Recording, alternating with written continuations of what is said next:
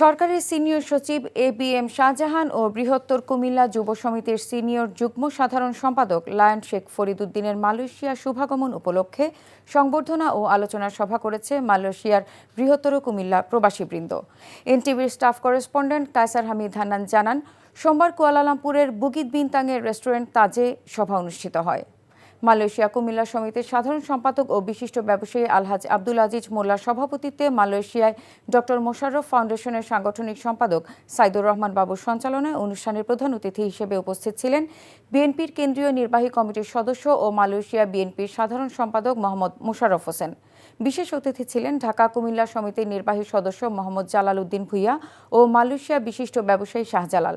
আরও উপস্থিত ছিলেন মালয়েশিয়া বিএনপির সহ সাধারণ সম্পাদক কাজী সালাউদ্দিন, প্রচার সম্পাদক এস.এম. বশির আলম, মালয়েশিয়া যুবদলের যুগ্ম সাধারণ সম্পাদক মোহাম্মদ রমজান আলী, যুবনেতা জসিমউদ্দিন ও আলী শরীফ সহ মালয়েশিয়া কুমিল্লা প্রবাসীবৃন্দ।